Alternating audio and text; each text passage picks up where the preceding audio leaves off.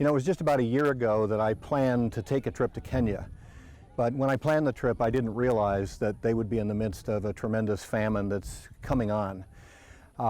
So we changed our itinerary this week so that I could go up to northern Kenya on the South Sudan border to see what the drought, the conflict, and the hunger are doing to the people that live here.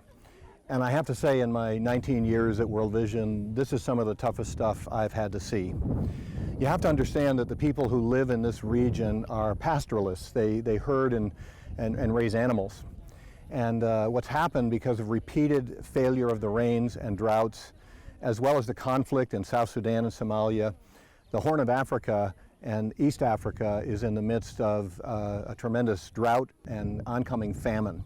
And so what happened here was that the animals died first because there was no pasture land and there was no water for the animals to drink.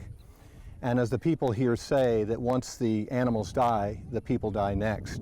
So this is a really grim situation here. World Vision is responding, but we need many more resources to mobilize a response and scale it up in a way that could cover more of this region.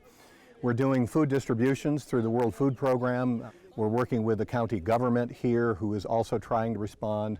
So it's a pretty grim situation here. I met today with two boys named Samson and Peter. They were about 10 and 13 years old.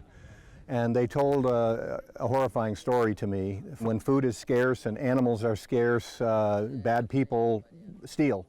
And so there was a raid on his father's cattle, and his father was killed during the raid.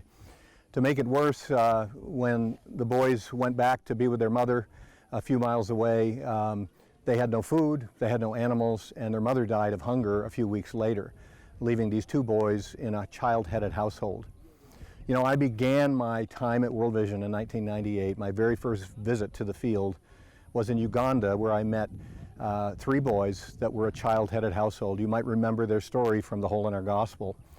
And it's kind of poignant to me that here I am 19 years later, and I'm sitting in another child-headed household with these two boys. Totally different causes. The 1998 cause was HIV and AIDS, and now it's famine and hunger.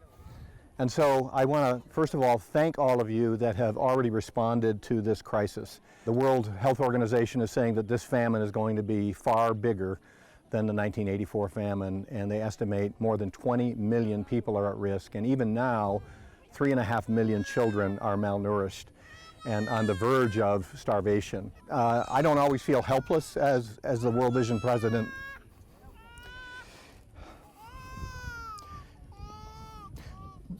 But I'm feeling kind of helpless right now.